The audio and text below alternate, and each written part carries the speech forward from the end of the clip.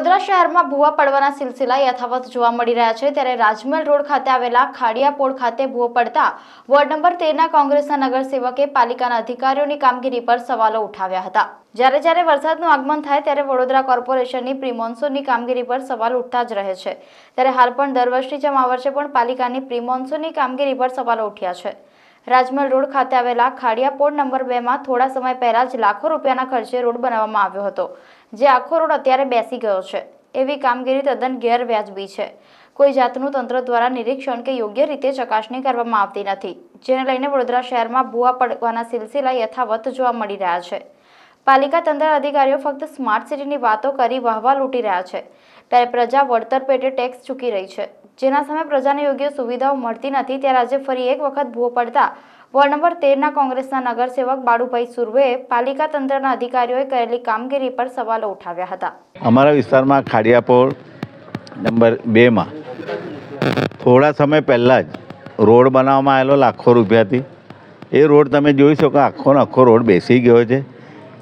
કોઈ પણ 2 વ્હીલવાળો જાય કે 4 વ્હીલવાળો જાય તેને એક્સિડન્ટ થાય, પડી જાય, નુકસાન થાય અને લોકોના વેરાના પૈસાથી પરસેવાના વેરાના પૈસા ભર્યા પછી આવી કામગીરી થતી હોય અને એવી કામગીરી તદ્દન કોઈ જાતની યોગ્ય રીતે ના થાય।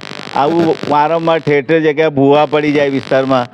એક તમે આમાં આરવી દેસાઈ રોડ પર ભૂવો પડ્યો છે ભાગ્યોદય કોમ્પ્લેક્સની સામે, આ તમે જોઈ શકો ને યોગ્ય રીતે કામગીરી ન કરવાના લીધે અને આવું મોટું કામ ચાલતું હોય, કોઈ બી રોડનું હોય, પાણીના લાઇનનું હોય કે ગટર લાઇનનું હોય તો સુપરવિઝન કરવું જોઈએ। કોઈ સંકલન ન હોવાના લીધે લોકોના વેરાના પૈસા ખોટી રીતે વેડફાઈ રહ્યા છે અને એવું દેખાઈ આવે છે ફક્ત ને ફક્ત કોન્ટ્રાક્ટરોને ફાયદો કરવા આવી કામગીરી કરતા હોય હલકી કક્ષાની। એટલે અમારી એવી માગણી છે કે જે પણ આ કામગીરી કરી હશે એની તપાસ થવી જોઈએ અને ફરીથી આવું કોઈ બી કામ લોકોના વેરાના પૈસાથી થાય તો એ સારી રીતે લોકો એનો સારી રીતે ઉપયોગ કરી શકે ને યોગ્ય રીતે કામગીરી થાય એવી અમારી માગણી। ખાડિયાપોળ નંબર 2 છે, આ ભૂવો પડ્યો છે, આગળ જ છે, જો આ મારા સ્કૂટરની આગળ। હવે જ્યારે રસ્તા બનાવ્યા હતા તો ભાજપના કોર્પોરેટરથી માંડીને બધા રોડ વખતે ફોટા પડાયા ફેસબુક પર મૂકવા કે અમે આટલું કાર્ય કર્યું અમારા ગ્રાન્ટમાંથી। હવે આ ખાડો પડ્યો તે કોઈ ગ્રાન્ટ કઈ ગઈ બધી, તો હવે કોઈ જોવાય નથી આવતું। આજે આ બાળુ સાહેબ આવ્યા છે તો હવે એ જુએ છે, એના ઉપર કાર્યવાહી થશે। બાકી આ લોકો ભાજપવાળા કેમ જોવા નથી આવતા?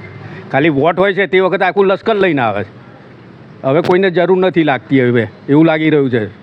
આમાં તંત્રની બેદરકારી 100% બધે તંત્ર બેકાર છે। કોઈ જગ્યાએ સફળ થયું છે?